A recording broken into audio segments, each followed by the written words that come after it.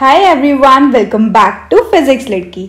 My self Surabhi और आज की इस वीडियो में हम डिस्कस करने वाले हैं assertion and reason chapter number 2 electrostatic potential and capacitance. So इससे पहले हम 10 क्वेश्चन असर्शन एंड रीजन के ऑलरेडी डिस्कस कर चुके हैं हमारे पार्ट 1 वीडियो में। ये वीडियो हमारी रहेगी पार्ट 2 जिसमें हम क्वेश्चन नंबर 11 से 20 तक डिस्कस करेंगे, यानी टोटल 10 क्वेश्चंस हम डिस्कस करने वाले हैं from chapter number 2 assertion and reason question. तो स्टार्ट करते हैं हमारे 11th क्वेश्चन से। Assertion an applied electric field will polarise the polar dielectric material. अगर हम पोलर डाइलेक्ट्रिक मटेरियल रखा हुआ है और उस मटेरियल के से अगर हम उस पोलर डाइलेक्ट्रिक मटेरियल से अगर हम इलेक्ट्रिक फील्ड अप्लाई करें, है ना, तो वो इलेक्ट्रिक फील्ड क्या कर देगी, उसको पोलराइज कर देगी। यानी कि असर्शन यहाँ पर कैसा है, बिल्कुल सही है। चाहे हमारा पोलर मटेरियल हो, चाहे हमारा नॉन पोलर मटेरियल हो, हमारी एक्सटर्नल इलेक्ट्रिक फील्ड या फिर हम बोले अप्लाइड इलेक्ट्रिक फील्ड हमेशा क्या करती है, मटेरियल को पोलराइज करवाएगी। बिल्कुल सही है असर्शन यहाँ पर। रीजन देखते हैं। In polar dielectrics each molecule has a permanent dipole. Polar dielectrics हमारे क्या होते हैं, जिनके सारे मॉलिक्यूल्स के पास परमानेंट डाइपोल मोमेंट होता है, but these are randomly oriented in the absence of an externally applied electric field. यहाँ पर रीजन भी कैसा है, बिल्कुल सही, लेकिन हमारा जो रीजन है वो हमारे असर्शन को करेक्टली एक्सप्लेन नहीं कर रहा है। कैसे, देखो हमारे सेकेंड स्टेटमेंट में क्या बोला है कि जो पोलर डाइलेक्ट्रिक मटेरियल होते हैं, है ना, वो क्या होते हैं, जिनके हर एक मॉलिक्यूल के पास क्या होता है, परमानेंट डाइपोल मोमेंट तो होता है, लेकिन वो डाइपोल मोमेंट कैसे अरेंज होते हैं, रैंडमली ओरिएंटेड होते हैं जब हम एक्सटर्नल इलेक्ट्रिक फील्ड को पास नहीं करते। यानी कि ये स्टेटमेंट बिल्कुल अपने आप में ट्रू है, लेकिन यार ये हमारा रीजन थोड़ी ना हुआ। ऊपर हमको असर्शन में क्या दिया हुआ था कि जब भी हम इलेक्ट्रिक फील्ड अप्लाई करते हैं तो पोलर डाइलेक्ट्रिक मटेरियल हमारा क्या हो जाता है, पोलराइज हो जाता है। तो यहाँ पर रीजन में इसका रीजन आना चाहिए था कि इलेक्ट्रिक फील्ड अप्लाई करने से ये किस तरीके से हमारे जो पोलर डाइलेक्ट्रिक मटेरियल है वो पोलराइज होता है। ठीक, तो इसमें रीजन में क्या लिखा होना चाहिए था, क्योंकि पोलर डाइलेक्ट्रिक मटेरियल में जो हमारे डाइपोल मोमेंट होते हैं वो रैंडमली ओरिएंटेड होते हैं, और जैसे ही हम इलेक्ट्रिक फील्ड को पास करते हैं जो डाइपोल मोमेंट है वो हमारा इलेक्ट्रिक फील्ड के डायरेक्शन में आ जाता है। यानी कि हम बोल सकते हैं पहले इलेक्ट्रिक फील्ड के डाइपोल मोमेंट कैसा था, हमारा रैंडमली ओरिएंटेड था, और जब हम इलेक्ट्रिक फील्ड को पास करेंगे, जैसे ही हम इलेक्ट्रिक फील्ड को उसमें से पास करेंगे, अप्लाई करेंगे हमारी एक्सटर्नल इलेक्ट्रिक फील्ड, तो यहाँ पर हमारा जो पोलर डाइलेक्ट्रिक मटेरियल है वो पोलराइज हो जाएगा। इसका क्या मतलब है, यानी कि वो ओरिएंट हो जाएगा in the direction of electric field. ठीक है, उस पर फोर्स लगेगा, क्योंकि डाइपोल हमारा इलेक्ट्रिक डाइपोल मोमेंट किससे बन रहा है यार, उस पर होने वाले चार्जेस से। तो पोलर मॉलिक्यूल के पास भी चार्जेस तो होते हैं। देखो कुछ इस तरीके से हमारा मटेरियल होता है जिसमें रैंडमली डाइपोल मोमेंट होता है, कुछ इस तरीके से डाइपोल मोमेंट होता है जब एक्सटर्नल इलेक्ट्रिक फील्ड नहीं होती है। लेकिन जैसे ही हम एक्सटर्नल इलेक्ट्रिक फील्ड को ऐसे पास करते हैं, जैसे ही हम एक्सटर्नल इलेक्ट्रिक फील्ड को पास करते हैं, तो यार आपने पढ़ा है ना, डाइपोल किससे बना होता है, यहाँ पर होता है हमारा नेगेटिव चार्ज, यहाँ पर होता है हमारा पॉजिटिव चार्ज। तो इस नेगेटिव चार्ज और इस पॉजिटिव चार्ज पर क्या लगाएगी इलेक्ट्रिक फील्ड, फोर्स लगाएगी, और इस फोर्स की वजह से ये हमारे डाइपोल जो है वो डिस्प्लेस हो जाते हैं। ये इलेक्ट्रिक फील्ड यहाँ वाली क्या करेगी, इन मॉलिक्यूल्स पर फोर्स लगाएगी, और फोर्स लगाने से ये सारे जो मॉलिक्यूल्स है वो कुछ इस तरीके से डिस्प्लेस हो जाते हैं। देखो देखो, इस तरीके से हमारे जो मॉलिक्यूल्स हैं वो in the direction of external electric field Orient हो जाते हैं। ठीक है, और इसी को ही कहते हैं हम polarisation of polar material, polar dielectric material when electric field, external electric field is applied. ठीक, तो इस तरीके से ये ओरिएंट हो जाते हैं। तो यहाँ रीजन कुछ ऐसा आना चाहिए था कि हमारा इलेक्ट्रिक फील्ड अप्लाई करने पे फोर्स लगता है, फोर्स की वजह से हमारे dipole moment in the direction of electric field हो जाते हैं। तो रीजन में ऐसा कुछ होना चाहिए था, लेकिन यहाँ रीजन में अलग ही अपना एक स्टेटमेंट दे दिया कि अगर हम इलेक्ट्रिक फील्ड पास नहीं करेंगे तो पोलर मॉलिक्यूल ऐसे मॉलिक्यूल होते हैं जिनका परमानेंट डाइपोल होता है मोमेंट, एंड वो रैंडमली ओरिएंटेड होते हैं। तो ये अपने आप में एक अलग स्टेटमेंट है, राइट। और इसका जो करेक्ट आंसर होगा हमारा क्या होगा, ऑप्शन नंबर 2 जो कि है B, right. So correct answer is B. क्यों, बी में हमने डिस्कस किया हुआ है, क्या होता है बी ऑप्शन में, both assertion and reason are true, and reason is not the correct explanation of our assertion. ठीक है, तो हमारा बी जो है यहाँ पर बिल्कुल करेक्ट ऑप्शन होगा। डिस्कस करते हैं 12th question, assertion. Two adjacent conductors carrying the same positive charge have no potential difference between them. क्या बोल रहे हैं, हमारे पास दो इस तरीके से एडजेसेंट कंडक्टर हैं, कुछ इस तरीके से दो पास में ऐसे कंडक्टर रखे हुए हैं, है ना, हैव नो पोटेंशियल डिफरेंस। अगर हमारा सेम पॉजिटिव चार्ज, इसके पास भी, इस वाले के पास भी चार्ज कितना है प्लस क्यू, इस वाले के चार्ज, इसके पास भी चार्ज कितना है प्लस क्यू। दोनों कंडक्टर्स कैसे हैं, एडजेसेंट रखे हुए कंडक्टर हैं। अगर इन दोनों का जो चार्ज है वो कैसा होगा, इन दोनों के पास जो चार्ज है वो कैसा होगा, सेम होगा, और ये दोनों एक दूसरे के बिल्कुल पास में इस तरह से रखे हुए हैं, तो कह रहे हैं इसमें कोई पोटेंशियल डिफरेंस नहीं होगा। क्यों? अगर मैं यहाँ पर क्या करूं, इस तरीके से एक छोटा सा स्फीयर ले लूं और एक बहुत बड़ा स्फीयर ले लूं, तो यार इसका पोटेंशियल अलग और इसका पोटेंशियल अलग नहीं हो जाएगा, है ना। क्यों? क्योंकि हमारा पोटेंशियल जो होता है स्फीयर के लिए अगर हम बात करें, तो इसका रेडियस अगर हमने ले लिया स्मॉल r, इसका रेडियस अगर हमने ले लिया कैपिटल R, तो आपने पढ़ा होगा, है ना, पोटेंशियल ऑन द सरफेस वो ऑफ स्फीयर क्या होता है, k/r। तो यहाँ से आएगा k चार्ज q अपॉन इसकी रेडियस कितनी है, स्मॉल वाले की r, तो हमारा v1 कुछ ये निकलेगा। और उधर ही अगर हमारे v2 की बात करें तो v2 हमारा क्या आएगा, kq अपॉन r। अब देखो चार्ज तो भले ही सेम है, लेकिन आप देख सकते हो क्योंकि दोनों का रेडियस अलग अलग है, यानी कि साइज अलग अलग है, तो पोटेंशियल ऑब्वियसली कैसा होगा, अलग अलग होगा। और अगर पोटेंशियल दोनों का अलग अलग है, यानी कि उनके बीच में क्या होगा, पोटेंशियल डिफरेंस होगा। पोटेंशियल डिफरेंस अगर हम निकालेंगे तो उसकी कोई ना कोई वैल्यू होगी, लेकिन यहाँ पर क्या गिवन है, they have no potential difference, मतलब बोल रहे हैं पोटेंशियल डिफरेंस दोनों के बीच क्या होगा, 0 होगा अगर चार्ज सेम है तो यार ये असर्शन यहाँ पर इस बार कैसा हो गया हमारा, रॉन्ग। ठीक है, और रीजन देखते हैं, रीजन पढ़ते हैं हम यहाँ पर। The potential of a conductor does not depend upon the charge given to it. बोल रहे हैं कि जो पोटेंशियल है वो चार्ज पे डिपेंड ही नहीं करता। यार आपने रिलेशन पढ़ा होगा V is equal to KQ/R, तो हमारा जो पोटेंशियल है वो चार्ज की वजह से ही तो पोटेंशियल है ना, तो यानी कि हमारा पोटेंशियल तो चार्ज पे डिपेंड करता है, यानी कि रीजन भी यहाँ पर कैसा हो गया, फॉल्स। और वो ऑप्शन जिसमें हमारे असर्शन और रीजन दोनों ही फॉल्स थे, वो कौन सा ऑप्शन था हमारा, 4th D, right. So our correct answer for 12th question is D। अगर आपने इससे पहले वाले क्वेश्चंस जो है नहीं देखे हैं, यानी कि क्वेश्चन 1 से लेके 10 तक, उसकी लिंक, वो वीडियो अगर आपने नहीं देखी है तो उसकी लिंक आपको नीचे डिस्क्रिप्शन बॉक्स में मिल जाएगी, या फिर ऊपर आई बटन में आप क्लिक करके देख सकते हो। ठीक है, तो अब देखते हैं हमारा question number 13, assertion. Circuits containing capacitors should be handled cautiously even when there is no current.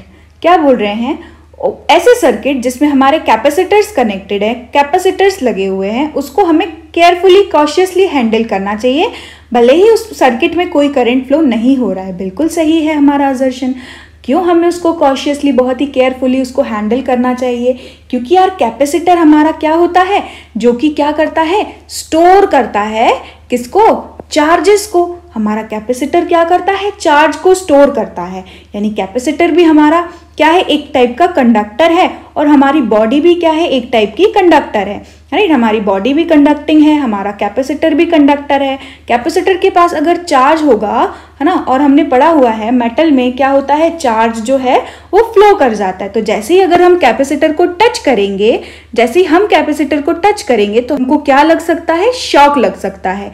क्यों? क्योंकि जो चार्ज हमारा कैपेसिटर पे है और हमने उस कैपेसिटर को टच कर दिया, क्योंकि कैपेसिटर भी कंडक्टर है और हमारी बॉडी भी कंडक्टिंग है, तो हमारा जो चार्ज होगा वो हमारे कैपेसिटर से फ्लो करके कहां पर आएगा, हमारी बॉडी में आ जाएगा, राइट। तो हमें इसीलिए कैपेसिटर को बहुत ही केयरफुली, उस सर्किट को बहुत ही केयरफुली हैंडल करना चाहिए, राइट। यानी कि हमें केयरफुली कैपेसिटर्स को हैंडल क्यों करना चाहिए, इसके रीजन में क्या होना चाहिए, इसके रीजन में ये होना चाहिए कि हमें इसको कॉशियसली हैंडल इसलिए करना चाहिए क्योंकि कैपेसिटर क्या करता है, चार्ज को स्टोर करता है, राइट। और अगर हम केयरफुली उसको या फिर कोई पर्सन केयरफुली हमारे सर्किट को हैंडल नहीं कर रहा है, so he or she may feel a shock, severe shock, right. So ये रीजन में होना चाहिए था। अब देखते हैं यहां पर रीजन में क्या गिवन है।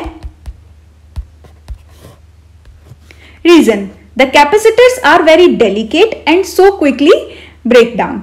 तो यहाँ क्या बोल रहे हैं कि जो कैपेसिटर होते हैं वो बहुत ही नाजुक होते हैं, डेलिकेट होते हैं, इसलिए वो टूट जाते हैं, इसलिए हमें उसको केयरफुली हैंडल करना चाहिए। तो यार यहाँ रीजन कैसा हो गया, बिल्कुल रॉन्ग हो गया। हमें उसको केयरफुली कॉशियसली इसलिए हैंडल करना चाहिए क्योंकि अगर उसका जो चार्ज होगा वो हमारी बॉडी पर आकर के फ्लो हो जाएगा, यानी कि हमको उससे क्या लग सकता है, शॉक लग सकता है। ठीक, तो हम डायरेक्टली चार्ज को अगर होल्ड करेंगे यार, ऑब्वियसली हम किसी डायरेक्टली चार्ज को होल्ड करेंगे, हमारी बॉडी कंडक्टिंग है तो ऑब्वियसली हमको क्या लग जाएगा, शॉक लग जाएगा। यहाँ पर कुछ ऐसा रीजन में होना चाहिए था, बट यहाँ रीजन में ये बोल रहे हैं कि हमारा कैपेसिटर डेलिकेट होता है, बहुत नाजुक होता है, तो हम उसको टच करेंगे तो वो टूट जाएगा, तो उसको केयरफुली हैंडल करना चाहिए। तो यानी कि रीजन यहाँ पर फॉल्स है और असर्शन यहाँ पर ट्रू है। तो ऐसा कौन सा ऑप्शन हमारा सही है जिसमें assertion is true and reason is false? So correct answer is third, C में क्या था, assertion is true while reason is false. देखते हैं next question 14th assertion, no work is done in taking a positive charge from one point to other inside a positively charged metal sphere while outside the sphere work is done in taking the charge towards the sphere। क्या बोल रहे हैं, no work is done in taking a positive charge from one point to other point inside positively charged metal sphere। देखो यहाँ पर हम consider करते हैं हमारा एक पॉजिटिवली चार्ज मेटल स्फीयर। ठीक है, ये हमारा मेटल स्फीयर पॉजिटिवली चार्ज है, मतलब इसका सारा चार्ज कहाँ लाया कर रहा होगा, कुछ इस तरीके से इसके सरफेस पे। ठीक है, और आपने पढ़ा हुआ होगा कि इसके इनसाइड इलेक्ट्रिक फील्ड कैसी होती है, जीरो, और पोटेंशियल इसके अंदर कैसा होता है, कांस्टेंट। ठीक, अगर मेरा ये स्फीयर है, इसकी रेडियस कितनी है, आर, तो आपने ये भी पढ़ा हुआ होगा कि इसके इनसाइड जो पोटेंशियल होता है वो क्या होता है, के, अगर इसके टोटल चार्ज कितना है, क्यू, तो यहाँ पर जो इनसाइड में पोटेंशियल होता है वो क्या होता है, के क्यू बाय आर। इसके सरफेस पे भी जो पोटेंशियल होता है वो क्या होता है, के क्यू बाय आर। लेकिन इसके आउटसाइड है ना, ये इसके सरफेस का है, इसके आउटसाइड की अगर हम बात करें, कहीं दूर आउटसाइड की अगर हम बात करें, तो यहाँ से लेके ये डिस्टेंस हमारा कितना हो जाएगा, आर हो जाएगा, स्मॉल आर। तो उसके लिए जो पोटेंशियल होता है वो क्या होता है, के क्यू बाय स्मॉल आर। तो अगर हम यहाँ पर देखें तो वो बोल रहे हैं कि अगर हम किसी चार्ज को मूव कर रहे हैं इसके इनसाइड, तो अभी हमने क्या देखा कि जो पोटेंशियल है हमारे इस मेटल स्फीयर के अंदर वो कैसा होता है, कांस्टेंट, है ना। कहीं भी दो पॉइंट हम ले तो उन दोनों पॉइंट का जो पोटेंशियल रहेगा वो हमेशा क्या रहेगा, के क्यू बाय कैपिटल आर रहेगा। यानी inside the sphere, metal sphere, हमारा पोटेंशियल कैसा रहेगा, सेम कांस्टेंट रहेगा। ठीक है, अब यहाँ पर क्या बोल रहे हैं असर्शन में, मैं फिर से रीड करती हूँ। देखो, no work is done in taking positive charge from one point to the other inside positively charge metal. Positively charge metal के इनसाइड में अगर हम किसी चार्ज को उठा करके एक पॉइंट से दूसरे पॉइंट पर शिफ्ट कर रहे हैं तो हमारा कोई भी वर्क यहाँ पर नहीं हो रहा है, कोई भी काम हमें नहीं करना पड़ रहा है। क्यों? क्योंकि यार हमने पढ़ा हुआ है ना कि पोटेंशियल डिफरेंस हमारा क्या होता है, work done in bringing charge Q, या फिर वर्क डन हमारा क्या होता है, पोटेंशियल डिफरेंस इनटू चार्ज। ठीक है, तो यहां से जो पोटेंशियल डिफरेंस होगा इन दो पॉइंट्स के बीच का, ए और बी के बीच का, वो पोटेंशियल डिफरेंस हमारा क्या होगा, जीरो होगा। अगर हमारा पोटेंशियल डिफरेंस ही जीरो है यानी कि हमारा टोटल वर्क डन भी हमको क्या मिलेगा, जीरो मिलेगा। पोटेंशियल डिफरेंस जीरो क्यों है, क्योंकि यार ए पर भी वही पोटेंशियल है और बी पर भी वही पोटेंशियल है। तो अगर हम माइनस करेंगे, VB माइनस VA करेंगे तो यार वो हमको क्या मिलेगा, जीरो मिलेगा। यानी पोटेंशियल डिफरेंस हमको जीरो मिलेगा, उस वजह से हमारा जो वर्क डन होगा वो भी क्या होगा, जीरो। इसीलिए बोल रहे हैं no work is done in moving a charge from one point to the other point inside metallic sphere. Right, so हमारा गिवन असर्शन जो है वो ट्रू है। आगे पढ़ते असर्शन में ही कुछ और भी दिया हुआ है। देखो, while outside the sphere work is done in taking charge towards the sphere. लेकिन हमारे स्फीयर के outside work is done in taking charge towards the sphere, मतलब जब हम किसी चार्ज को यहां से उठा करके, है ना, यहां से उठा करके इसके पास में लेके आते हैं तब हमारा यहाँ पर कोई काम करना पड़ता है। क्यों? क्योंकि उस इतने दूर का डिस्टेंस कुछ और हो गया आर, और इसके यहाँ से लेके इस पॉइंट तक अगर हमें लेके आना है तो यहाँ से ये डिस्टेंस हमारा कुछ और डिस्टेंस हो जाएगा आर डैश। तो यार क्योंकि यहाँ डिस्टेंस हमारे कैसे हो गए अलग अलग, तो उसकी वजह से जो पोटेंशियल हो रहा होगा इन दोनों पॉइंट पर, अब वो इन दोनों ए और बी पॉइंट पर पोटेंशियल सेम नहीं होगा। और अगर पोटेंशियल ही सेम नहीं होगा यानी कि हमको कुछ ना कुछ पोटेंशियल डिफरेंस जरूर मिलेगा, और अगर पोटेंशियल डिफरेंस होगा जिसकी वजह से हमें काम भी करना पड़ेगा। राइट। तो हमें काम भी यहाँ से मिलेगा, वर्क भी यहाँ पर होगा अगर हम किसी चार्ज को आउटसाइड से किसी एक पॉइंट से खसकाकर स्फीयर के पास में लेकर के आ रहे हैं एक पॉजिटिव चार्ज को। ठीक है, तो यानी कि गिवन असर्शन यहाँ पर कैसा है, बिल्कुल करेक्ट है। रीजन पढ़ते हैं। Inside the sphere electric potential is same. देखो बिल्कुल सही बात है, inside the sphere electric potential कैसा होता है, सेम होता है at each point, but outside it is different for different points. बिल्कुल सही है, रीजन में भी वही लिखा है जो मैंने अभी आपको एक्सप्लेन किया, यानी कि reason is also true, assertion is also true and reason is correct explanation of our assertion. Therefore our correct answer will be option number first, that is A. Okay, देखते हैं 15th question, assertion.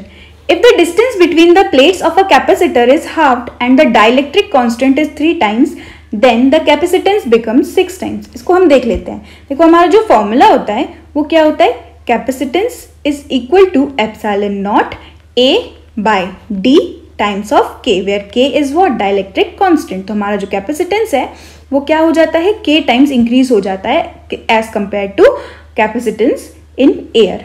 ठीक है, तो यहाँ पर क्या बोल रहे हैं कि हमारा the distance between the plates of a capacitor is half. यहाँ पर बोल रहे हैं कि पहले अगर हमारा C इज इक्वल टू, अगर हम ले तो C is equal to C naught की अगर हम बात करें तो ये वो कैपेसिटेंस है जब हमारे दो प्लेट्स के बीच क्या है, एयर है। तो हमारा कैपेसिटेंस क्या हो जाएगा, epsilon naught A by D, right.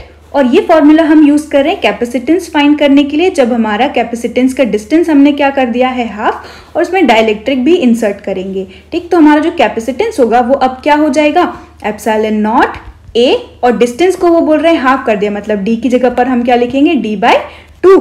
और वो बोल रहे हैं कि जो डाइलेक्ट्रिक है हमारा यहाँ पर, जो हमारा यहाँ पर डाइलेक्ट्रिक है वो क्या है, 3 टाइम्स है ना, यानी कि यहाँ पर K की वैल्यू क्या हो गई, 3। तो यहाँ से ये जो 2 है वो कहाँ आ जाएगा, ऊपर उठ के चला जाएगा, यानी कि यहाँ से हमको रिलेशन मिलेगा 6, 2 3 ज़ा 6 epsilon naught A by D।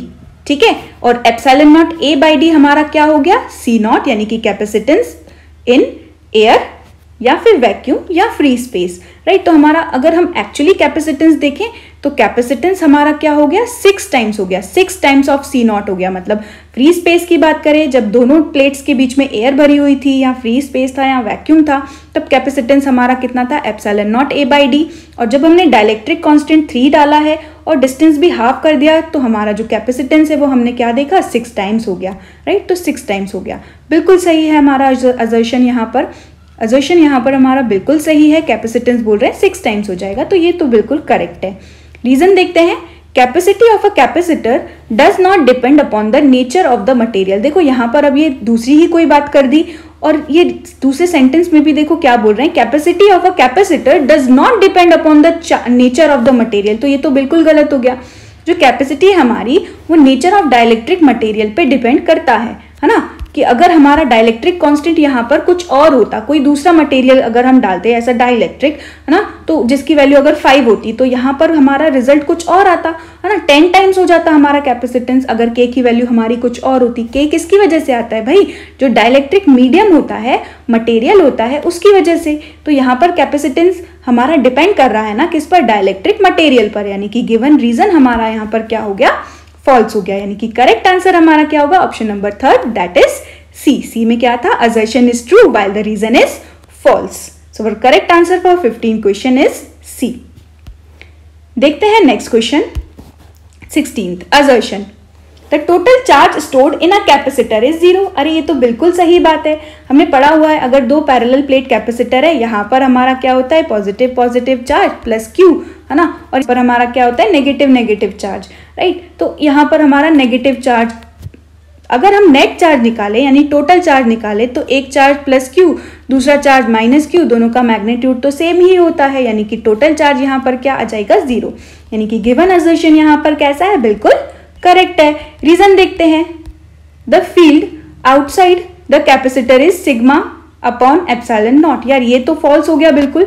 अगर हम आउटसाइड बात करें, ठीक है, और दोनों की डेंसिटी कैसी ले लें, सेम, प्लस Q चार्ज इधर भी, है ना, माइनस Q चार्ज इधर, तो यहाँ सेंटर में जो इलेक्ट्रिक फील्ड आती है वो हमारी होती है सिग्मा अपॉन एप्सिलॉन नॉट। लेकिन अगर हम इस पॉइंट पे निकाले तो क्योंकि यहाँ पर पॉजिटिव, देखो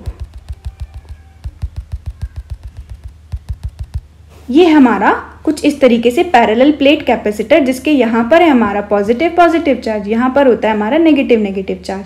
ठीक है, अब आउटसाइड की बात कर रहे हैं ना, यहाँ फील्ड यानी कि इलेक्ट्रिक फील्ड इस आउटसाइड पॉइंट पर बात कर रहे हैं, यानी कि यहाँ पर। तो यार इस पॉइंट पर अगर हमें इलेक्ट्रिक फील्ड निकालनी है तो पॉजिटिव पॉजिटिव एक दूसरे को क्या करेगा, रिपेल, यानी कि पॉजिटिव प्लेट की वजह से इलेक्ट्रिक फील्ड का डायरेक्शन कुछ ऐसा होगा, नेगेटिव प्लेट की वजह से जो इलेक्ट्रिक फील्ड है वो कुछ इस तरीके से होगी। क्यों? क्योंकि नेगेटिव पॉजिटिव एक दूसरे को क्या करेगा, अट्रैक्ट, राइट। सो इस तरीके से इलेक्ट्रिक फील्ड का डायरेक्शन हो गया due to positive charge and due to negative charge. ठीक है, अब अगर हम देखें तो यार दोनों का जो मैग्नीट्यूड होता है वो तो यही होता है सिग्मा अपॉन 2 एप्सिलॉन नॉट, क्योंकि दोनों जो प्लेट्स हैं वो हमारी बिहेव करती हैं बिल्कुल इन्फिनाइट प्लेन शीट की तरह, बहुत पास में रखी हुई होती हैं। तो इन्फिनाइट प्लेन शीट की वजह से जो इलेक्ट्रिक फील्ड होती है उसका मैग्नीट्यूड क्या होता है, sigma upon 2 epsilon not.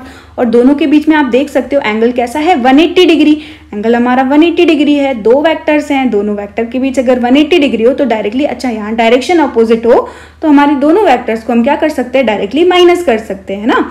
Direction opposite हो तो हम दोनों वेक्टर्स को डायरेक्टली माइनस कर सकते हैं। तो इसी तरीके से एक प्लेट की वजह से ये, दूसरे प्लेट की वजह से भी ये, तो जो इलेक्ट्रिक फील्ड होगी यहाँ से हमको वो क्या मिलेगी, जीरो, यानी कि आउटसाइड द कैपेसिटर जो इलेक्ट्रिक फील्ड होनी चाहिए वो क्या हो जाएगी, जीरो होनी चाहिए। ठीक है, यानी कि गिवन असर्शन यहाँ पर कैसा दिया हुआ है, ट्रू, और गिवन रीजन यहाँ पर कैसा है, फॉल्स। ठीक, assertion is true and the reason is false, यानी कि फिर से हमारा करेक्ट आंसर क्या आया, option number 3, that is C, assertion is true and reason is false. देखते हैं next question 17, assertion, two equipotential surfaces can cut each other. Assertion यहां पर कैसा हो गया, फॉल्स। हमारे दो इक्विपोटेंशियल सरफेसेस एक दूसरे को इंटरसेक्ट नहीं कर सकते हैं। क्यों नहीं कर सकते, क्योंकि हमने पढ़ा हुआ है अगर हमारा ये इक्विपोटेंशियल सरफेस है तो इलेक्ट्रिक फील्ड इसके कैसे होती है, परपेंडिकुलर होती है। ठीक है, तो देखो अगर मैंने यहाँ पर एक इक्विपोटेंशियल सरफेस ऐसा लिया तो इसकी वजह से इलेक्ट्रिक फील्ड इसके परपेंडिकुलर कुछ ऐसे होगी। ठीक है, दूसरी मैंने इस तरीके से एक और इक्विपोटेंशियल सरफेस लिया तो इसकी वजह से परपेंडिकुलर इलेक्ट्रिक फील्ड कुछ ऐसे होगी। ठीक है, तो यहाँ पर अगर हम एक पॉइंट पर इलेक्ट्रिक फील्ड निकालें तो इस एक पॉइंट ऑफ इंटरसेक्शन पर इलेक्ट्रिक फील्ड के कैसे हो गए, दो डायरेक्शन हो गए, और इलेक्ट्रिक फील्ड के दो डायरेक्शन एक ही पॉइंट के लिए नहीं हो सकते हैं, राइट। यानी कि हमारा असर्शन जो है वो कैसा हो गया, फॉल्स। क्यों? क्योंकि यहां पर क्या लिखा हुआ है, two equipotential surface can cut each other, जबकि एक दूसरे को कट या इंटरसेक्ट नहीं कर सकते हैं टू इक्विपोटेंशियल सरफेसेस। ये आपने स्टडी किया होगा प्रॉपर्टीज ऑफ इक्विपोटेंशियल सरफेसेस में। ठीक है,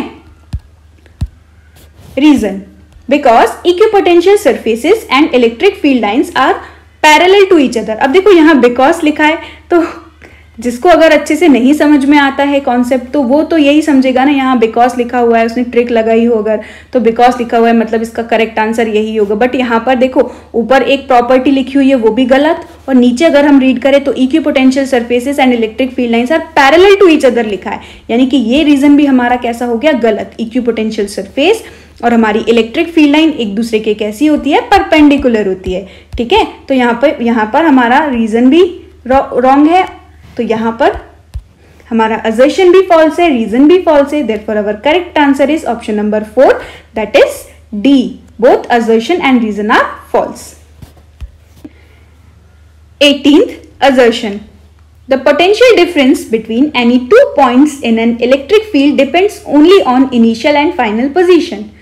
ये तो बिल्कुल करेक्ट है।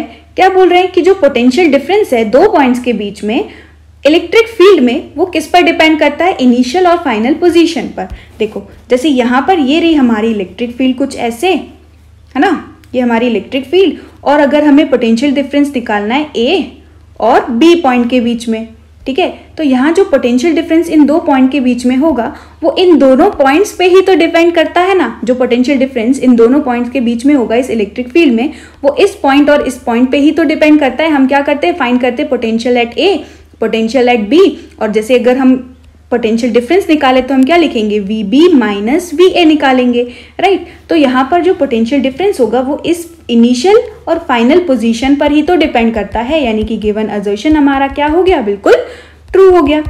ठीक है, गिवन असर्शन कैसा है, बिल्कुल सही। The potential difference between any two points in electric field depends only on initial and final position. Initial और फाइनल पोजीशन पे ही डिपेंड करता है। मतलब अगर हम चार्ज को मूव कर रहे हैं यहाँ ए से बी की तरफ, तो इनिशियली स्टार्ट हमने कहाँ से किया है, ए से, और फाइनली हम कहाँ पर लेके आ रहे हैं, बी पर, है ना। तो इसको हम कैसे भी लेकर के जाएं, कैसे भी किसी भी पाथ से लेकर के जाए, ये पहली बात तो पाथ पे डिपेंड नहीं करता है। दूसरी चीज, जो पोटेंशियल डिफरेंस होता है वो सिर्फ ए और इनिशियल और इस फाइनल पॉइंट पर ही डिपेंड करेगा, है ना, जो पोटेंशियल डिफरेंस होता है वो। तो यहाँ गिवन असर्शन कैसा है, बिल्कुल करेक्ट है। ठीक, रीजन पढ़ते हैं। Electric field is conservative field, so the work done per unit charge does not depend on the path followed. बिल्कुल सही बात है कि जो हमारी इलेक्ट्रिक फील्ड है वो कैसी होती है, कंजर्वेटिव इन नेचर। और कंजर्वेटिव के लिए अगर हम यहाँ से वर्क कर रहे हैं, किसी चार्ज को यहाँ से उठा करके इस पॉइंट पर लेकर आ रहे हैं, ए से उठा करके बी पर लेके आ रहे हैं, फिर बी से उठा करके ए पर लेके आ रहे हैं, तो जो नेट वर्क डन होता है इस क्लोज्ड पाथ के लिए वो एक कंजर्वेटिव फील्ड, एक कंजर्वेटिव फोर्स के लिए कैसा होता है, वर्क डन 0 होता है। ठीक है, work done for conservative field in moving a charge in a closed loop is 0. Work done in moving a charge in a closed loop in a electric field is 0, क्योंकि electric field हमारी कैसी होती है, conservative in nature होती है। यानी कि दोनों ही यहाँ पर हमारे रीजन भी बिल्कुल सही है, असर्शन भी बिल्कुल सही है, और हमारा रीजन हमारे असर्शन को करेक्टली एक्सप्लेन भी कर रहा है। Therefore our correct answer will be option number A. ठीक, देखते हैं next question, 19th assertion. Electric field inside a conductor is 0। बिल्कुल सही बात है, एक कंडक्टर के अंदर जो इलेक्ट्रिक फील्ड होती है वो कैसी होती है, 0 होती है। क्यों?